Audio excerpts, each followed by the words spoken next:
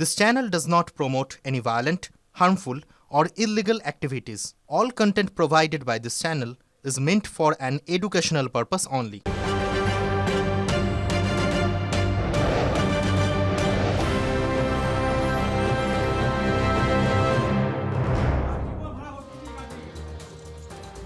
নমস্কার, টিভি9 বাংলায় আপনাদের সকলকে স্বাগত। এই মুহূর্তে সন্ধ্যের সমস্ত বড় খবর নিয়ে শুরু করছি সন্ধ্যের সুপার প্রাইম টাইম সম্প্রীতি আর লিমার সঙ্গে আমি মঞ্জিলা রয়েছি নিউজ রুম থেকে।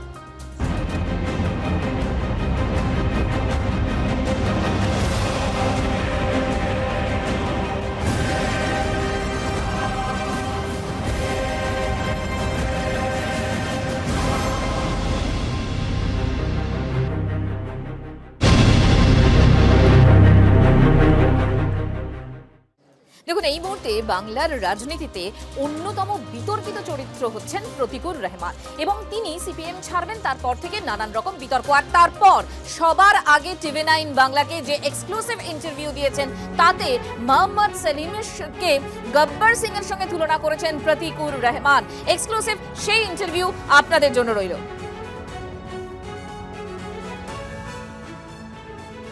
সিপিএম এর রাজ্য সম্পাদক, তার সাথে মতানৈক্যের কথা আপনি এর আগেও বলেছেন, আজকেও বলছেন। ঠিক কোন জায়গা থেকে এই মতানৈক্যের শুরু? অনেক জায়গা আছে, শুধু সিপিআইএমের রাজ্য সম্পাদক নয়, সিপিআইএমের অন্দরমহলে কিছু নেতৃত্ব জেলা সম্পাদক হতে পারে। প্রশ্ন করাটা কি অপরাধ?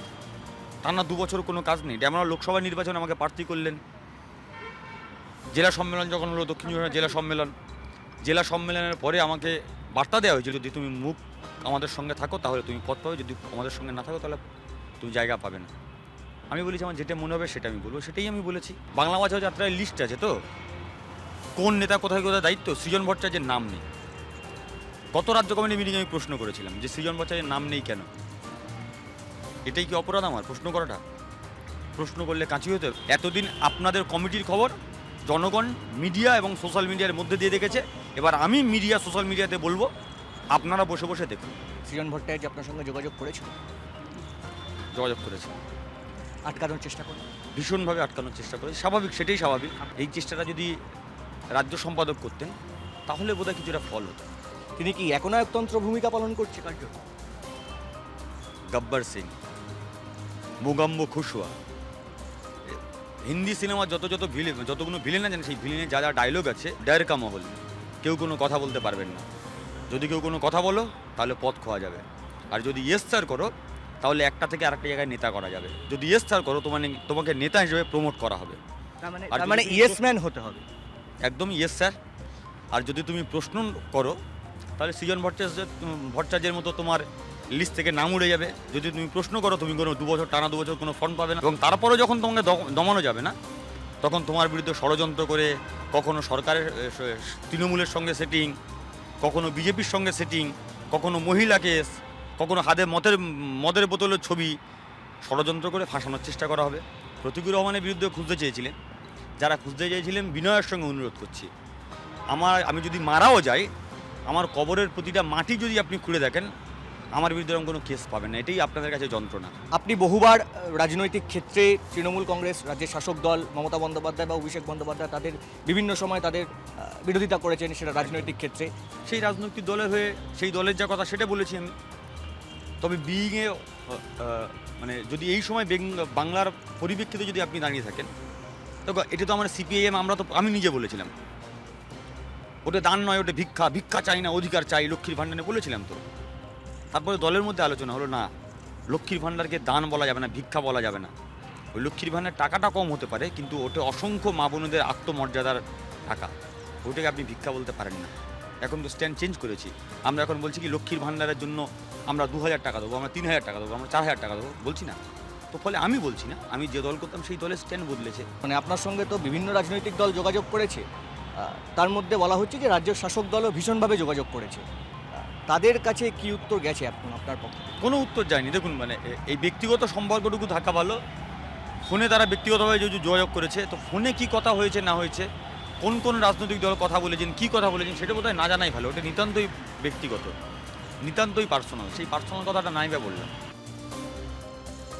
সেলিমের ঢাল হয়ে প্রতিকুরকে নিশানা শতরূপে। তিনি বলেছেন, ভোটের সময় মোহাম্মদ সেলিম প্রতিকুর রহমানের প্রশংসা করেছিলেন। যখন দলের বৈঠক হয়েছিল, সেই বৈঠকে কোনো রকম এর আগে যে বৈঠকগুলো হয়েছিল সেখানে কোনো নেতার বিরুদ্ধে অভিযোগ করেননি প্রতিকুর। রাজনৈতিক উচ্চাকাঙ্ক্ষা থেকেই হয়তো দলের বিরুদ্ধে মুখ খুলছেন প্রতিক্রিয়া সিপিএম নেতা শতরূপ ঘোষ।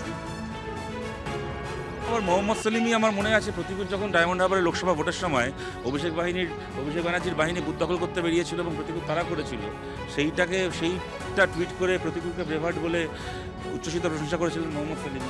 যে কদিন দেখুন দলের মধ্যে তো কখনো এই ধরনের কথা আমার তো মনে পড়ছে না কোনো মিটিংয়ে কখনো প্রতিকুর রাজনীতি বলেছে যে মোহাম্মদ সেলিম বলে কেন, আমি ব্যক্তিকে নিয়ে আলোচনা করতে চাই না, কোনো দলের নেতার প্রতি ওর কোনো অভিমান বা অশুভ আছে বলে আজ পর্যন্ত কোনো দলীয় মিটিংয়ে কখনো বলেছে বলে তো শুনিনি কখনো। এখন মিডিয়াতে এই কথাগুলো শুনছি, এই ধরনের কথাই যে কোনো একটা সময় মানুষ বলেন। কেউ তো বলেন না যে কোনো কারণে আমার অ্যাম্বিশন বেশি হয়ে গেছে বলে আমার দলের সাথে সমস্যা হচ্ছে। সবাই এটাই বলে যে দল আমার প্রতি খুব অন্যায় করেছে, এগুলো আমরা প্রথম শুনছি না। কিছু পুরনো আদর্শ নিয়ে চলা কিছু লোকজন আছেন এখনো,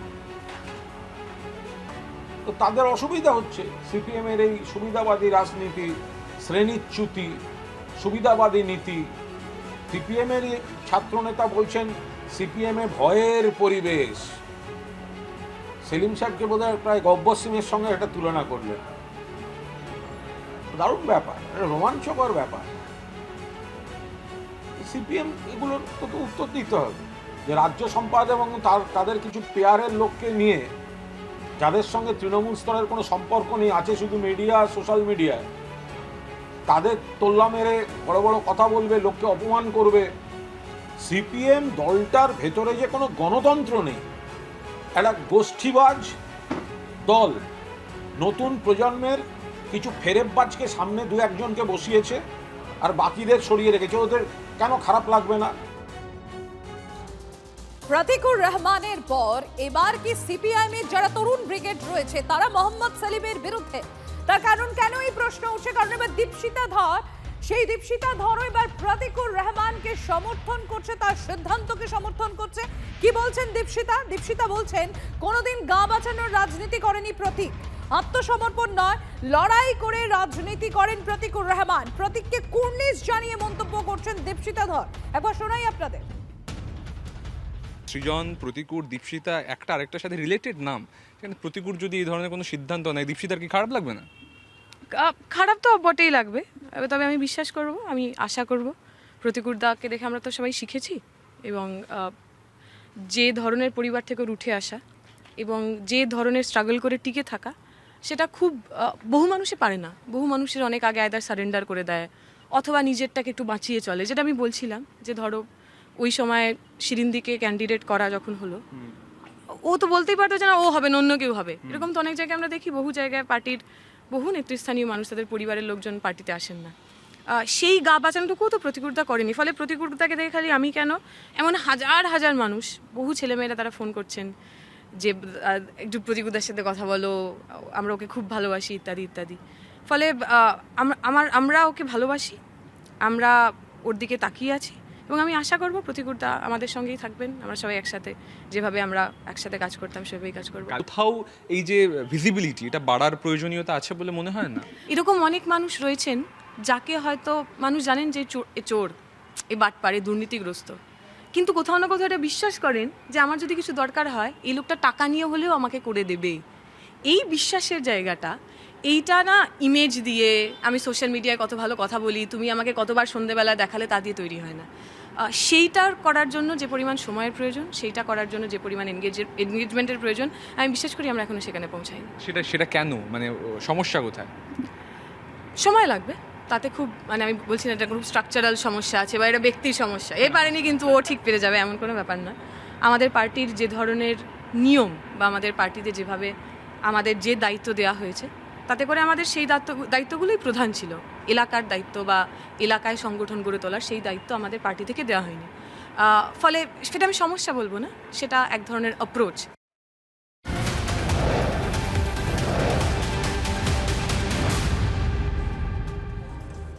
প্রতিকুর রহমান নিয়ে এত কথা হচ্ছে। দেখুন, সিপিএম ত্যাগ করেছেন প্রতিকুর রহমান, এরপর তাহলে কি তৃণমূল কংগ্রেসে যোগ দেবেন প্রতিকুর রহমান? জল্পনা কিন্তু রয়েছে।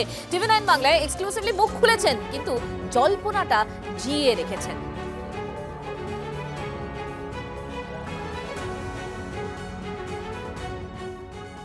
প্রতিকুর রহমানকে নিয়ে যাবতীয় চর্চা হচ্ছে, যাবতীয় আলোচনা হচ্ছে, কিন্তু রাজনৈতিক অবস্থান এখনো আপনি পরিষ্কার করছেন না। এই ট্রাকটার পেছনে কি আছে তুমি জানো? আমি ট্রাকটার পেছনে দাঁড়িয়ে আছি, আর একটু হাঁটি, ট্রাকটার সামনে কি আছে আমি বলতে পারবো। প্রতিকূলকে সবাই ভালোবাসে, যে কারণে প্রতিকূলকে অত অল্প বয়সে বিধানসভায় প্রার্থী করা, লোকসভায় প্রার্থী করা। আমার 3 বছর আগে প্রতিকূল রাজ্য কমিটি মেম্বার হয়েছে। তৃণমূল কংগ্রেস তুমি কি জয়েন করছো? কেন জয়েন করছো? জয়েন করছি কে বললো? কোথা থেকে জানতে পারলি? যার থেকে জানতে পারছে তাকে জিজ্ঞেস করুন। কবে জিজ্ঞেস জয়েন করবো তাকেই জিজ্ঞেস করুন, সেই উত্তর দিতে পারবে। তার মানে তৃণমূল কংগ্রেসের যে জয়েন করার আপনার যে একটা জল্পনা চলছে প্রবলভাবে, সেই জল্পনায় সেটা কি এখনো জল্পনা স্তরেই রয়েছে? জল্পনা স্তরেই রয়েছে। না, আমি এটা বিশ্বাস করি না। আমি এটা আমি মনে করি না যে এটা করতে পারে বলে। বুঝতে পারছে যে সিপিএম এর ভবিষ্যৎ বলে কিছু নেই, তারা মানুষের থেকে বিচ্ছিন্ন, জনগণ থেকে, জনগণের চিন্তা করে না, পুরোপুরি একটা অ্যাবান্ডেন্ট দল, এক্সপায়ার করে গেছে তাদের মতবাদ।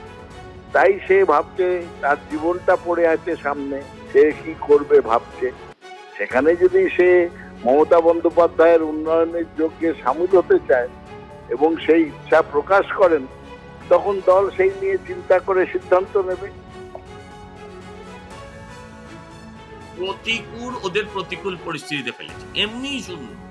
তারপর এখন প্রতিকূল হচ্ছে এত খারাপ জায়গার ফোড়া, সোজা হয়ে বসতেও পারছে না, চলতেও পারছে না, যেতেও পারছে না, এরকম একটা অবস্থা। তারপর গোদের ওপর বিস্ফোরক, কিছু কিছু সংবাদ মাধ্যমে শোনা যাচ্ছে তৃণমূলে চলে যায়। ওরা কারোর কপালে সিঁদুর দিচ্ছে, হ্যাঁ, কারোর সঙ্গে ওরা লিভ ইন করছে, হ্যাঁ, কারোর সঙ্গে ওরা মন বুঝতে যাচ্ছে। তা আমাদের কি কাজ? আমাদের জন্য ভাবনার কোনো কাজ।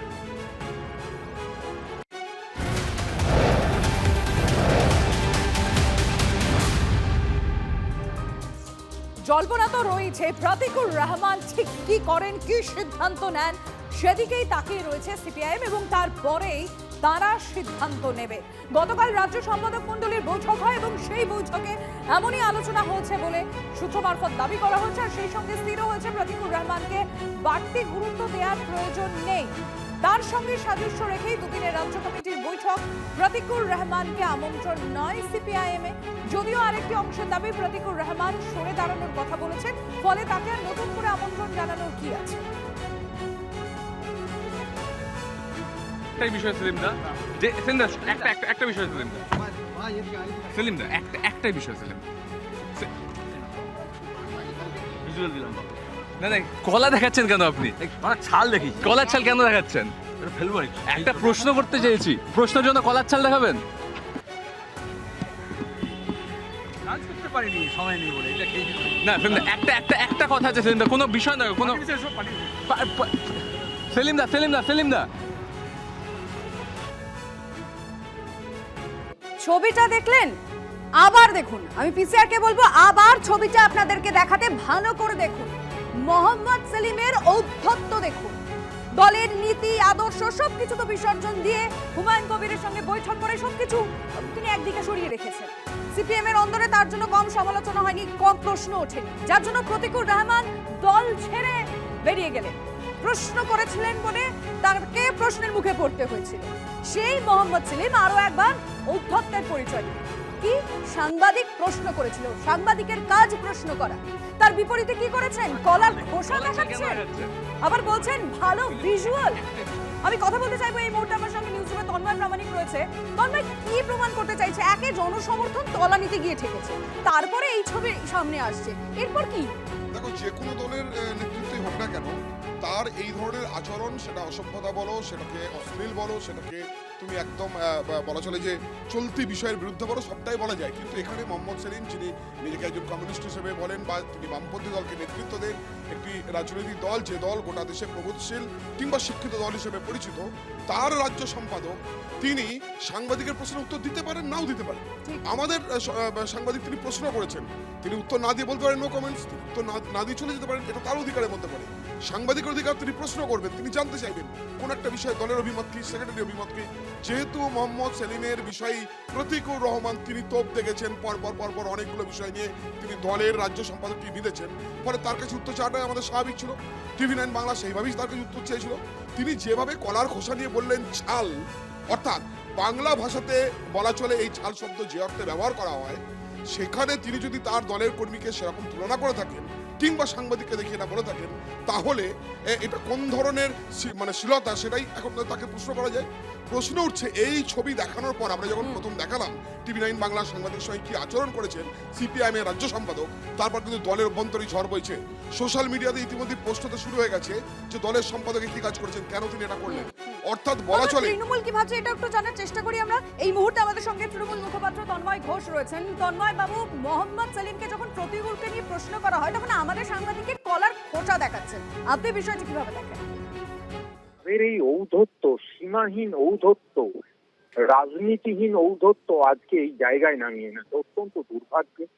তার মতন একজন বর্ষিয়ান তথাকথিত বাম নেতৃত্বের কাছ থেকে যে আচার আচরণ দেখছি, এবং তাদেরই একজন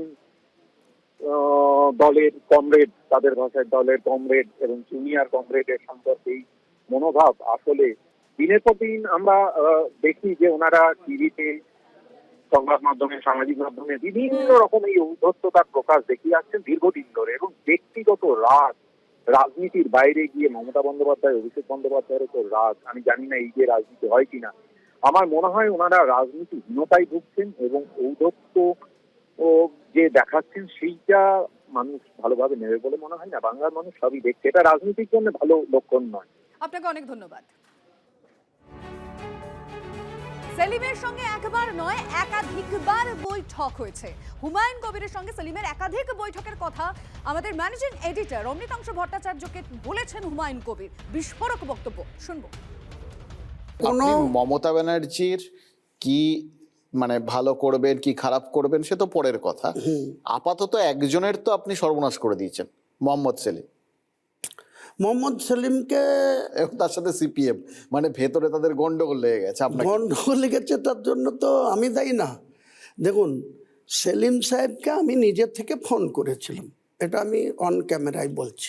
মোহাম্মদ সেলিমের সাথে কবার বসেছিলেন? টোটাল ওনাকে জিজ্ঞেস করবেন কতবার বসেছেন, শুধু একটা ওপেন হয়েছে, তার আগে কবার বসেছেন, কবার ফোনে কথা বলেছেন, ওনাকে জিজ্ঞেস করেন। আমি একটু যাই মুখে বলি, আমি একটু কার্সি মেনটেন করে চলি। কোনো ভদ্রলোক যদি আমাকে নিষেধ করেন যে আমার সঙ্গে কি কথা হলো, এটা আপনি ওপেন করেন, বলার বাকি কি রাখলেন? মানে তার আগে কতবার বসেছেন? না বলছি তো, মানে অযোগ্য বা আমি একজন আপাতত মস্ত কমিউনিয়াল লোক, তো তার সঙ্গে একটা মার্ক্সবাদী কমিউনিস্ট পার্টির রাজ্য সম্পাদক এতবার বসবে, তিনারা তাহলে কী খোঁজ রাখেন? তার পার্টির সম্পাদক, সে আমি তার কাছে কদিন গিয়েছি না, সে আমার কাছে কদিন হোটেল ITC-তে এসছে, কদিন এতে এসছে ওয়েস্টিনে, তারা খোঁজ রাখবে না? তাহলে সেটা আমার ঘাড়ে চাপাবে। হ্যাঁ, তো আমার ঘাড়ে চাপাবে।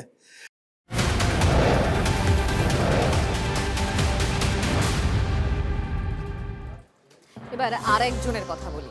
তিনি বিক্ষুব্ধ ছিলেন, বিবাগী ছিলেন, অবশেষে দল ছাড়লেন। এতদিন গোর্খাল্যান্ডের পক্ষে সওয়াল করেছিলেন, এবার দল ছাড়লেন এবং বলছেন তৃণমূলের হয়েই কথা বলবেন। কথা বলছি বিষ্ণু প্রসাদ শর্মার। কার্শিয়াংয়ের বিজেপি বিধায়ক অবশেষে দলত্যাগ করলেন, আজ তৃণমূল কংগ্রেসে যোগ দিলেন। বিষ্ণু প্রসাদ শর্মা, আপনি কি এখনো গোর্খাল্যান্ডের দাবিতে অনড় আছেন? আর যদি না থাকেন তাহলে সেই সময় গোর্খাল্যান্ডের দাবিতে অনড় থেকে এই আন্দোলনে আপনি ছিলেন, আজকে আপনি কি সরে আসছেন? এটা একটু বিশদে বলবেন। আমি আপনাকে স্পষ্টভাবে বলতে চাই, আমি 1 বছর গোর্খা জনমুক্তি মোর্চাতে ছিলাম, তখনও আমার এই দাবি ছিল। কেন? গোর্খা জনমুক্তি মোর্চা তখন বিজেপির সঙ্গে ছিল, বিজেপির দাবি ছিল। আমাদেরকে স্বপ্ন দেখাইছে, ওই স্বপ্নের উপরে বিজেপির যে ম্যানিফেস্টো, আমি ম্যানিফেস্টোর উপরে বলেছি কালকে আমি রাজনীতি করব, তৃণমূল কংগ্রেস যে ম্যানিফেস্টো বের করবে সেই ম্যানিফেস্টোর উপরে আমি রাজনীতি করব। আমি যে লেখা আছে, যে প্রিন্টে আছে, তার উপরে যাব আমি। ওটা তো বিজেপির সাবজেক্ট ছিল। তো আপনি সুষমা স্বরাজ ভাষণ শোনেন, আপনি ভাষণ শোনেন, কি বলেন, লয়ার ছিলেন উনি, অরুণ জেটলির ভাষণ শুনেন, হ্যাঁ আপনি শুনেন, ওনারা বলেছেন, প্রতিশ্রুতি দিয়েছেন, প্রতিশ্রুতি দেওয়ার পরে আমরা কি চাইবো না সেখানে বসে? তিনি তো পরিষ্কার বলেছেন আলাদা রাজ্য আলাদা রাজ্য আলাদা রাজ্য, বিজেপি কিছুতেই চাইছে না আলাদা রাজ্য। ইন্ডিভিজুয়াল এজেন্ডা তার ছিল এবং ভারতীয় জনতা পার্টি অখণ্ড রাজ্যের পক্ষে যে বিল এসেছিল সে বিলে আমাদের মাননীয় বিরোধী দলনেতার উপস্থিতিতে আমরা সমর্থন করেছিলাম। উনি যে বিষয়ে দাবি তুলেছিলেন, তৃণমূল নিশ্চয়ই ওনাকে সেই বিষয় হাতে তুলে দেবে বলে প্রতিশ্রুতি দিয়েছেন বা লিখিত কোনো কিছু দিয়েছেন। 7টি বিধানসভা কেন্দ্রে ভোট পেয়েছেন 7,000 কার্শিয়াংয়ের এক্সিস্টিং এমএলএ বিষ্ণুপ্রসাদ শর্মা। ফলে ওনার জনভিত্তি কোথায় সেটা পাহাড়ের মানুষ জানেন, উনি জানেন, তৃণমূল কংগ্রেসের এটা জানা ছিল না হয়তো। ফলে কে কাকে নিয়ে ডুববে আমি বলতে পারবো না। মানে বিষ্ণুপ্রসাদ শর্মা তৃণমূলকে নিয়ে ডুববে না তৃণমূল বিষ্ণুপ্রসাদ শর্মাকে নিয়ে ডুববে, দুজনেরই ভবিতব্য হচ্ছে এই বিধানসভা নির্বাচনে পাহাড়ে একেবারে সাফ। একজন জনপ্রতিনিধি হিসাবে তার যে ভূমিকা, সেই ভূমিকা জিরো। দেখুন, নামটা যখন বিষ্ণুপ্রসাদ শর্মা, তখন গোর্খাল্যান্ড ইস্যু এটা তো আসবেই। জল্পনা শুরু হয়ে গিয়েছে। সুকান্ত মজুমদার বলছে তৃণমূল এবার গোর্খাল্যান্ডের পক্ষে সায় দেবে তো, কিন্তু ব্রাত্য বসু তিনি বলছেন আসলে বিজেপি টোপ হচ্ছে গোর্খাল্যান্ড, তারা পাহাড়ের উন্নয়ন চায়। তৃণমূলের এটাতে লাভ হলো, একটা ভোট বাড়লো, ওনার ভোটটা তৃণমূল পাবে, আর কিছু পাবে না। তৃণমূলকে বলছি ওনাকেই যেন দাঁড় করানো হয়। এবং তার থেকেও বড় কথা, এই বিষ্ণু শর্মা বারবার আলাদা রাজ্যের দাবি, আলাদা উত্তরবঙ্গের দাবি তুলেছিলেন, বারবার গোর্খাল্যান্ডের দাবি তুলেছিলেন। আজকে ব্রাত্যবাবুর পাশে যখন উনি বসেছিলেন, আমরা স্পষ্টভাবে জানতে চাই যে তৃণমূল কংগ্রেস কি তাহলে গোর্খাল্যান্ড আলাদা রাজ্যের দাবিকে সমর্থন করলো বিষ্ণু শর্মাকে নিয়ে? এর উত্তর ব্রাত্য বসু এবং তৃণমূল কংগ্রেসকে দিতে হবে। গোর্খাল্যান্ড নামে একটা মূলো বা ধোকার টাটি তারা বছরের পর বছর ঝুলিয়ে রেখেছে এবং গোর্খাল্যান্ড কখনোই বিজেপি লাগু করবে না, এটা তাদের একটা জুমলা। এইটা বিষ্ণুপ্রসাদ শর্মা বললেন এবং তিন বললেন যে বিজেপি ওখানে একটা গুন্ডার সংস্কৃতি পাহাড়ে আমদানি করতে চান। এই গুন্ডার সংস্কৃতি থেকে পাহাড়ের জনগণকে যদি কেউ বাঁচাতে পারেন, তার নাম মমতা বন্দ্যোপাধ্যায়, যিনি উন্নয়নে দিয়ে সত্যিকারের যে পাহাড় হাসি যে স্লোগানটা মমতাজি দিয়েছিলেন, সেই হাসিতে সামিল হতে চান বিষ্ণুপ্রসাদ।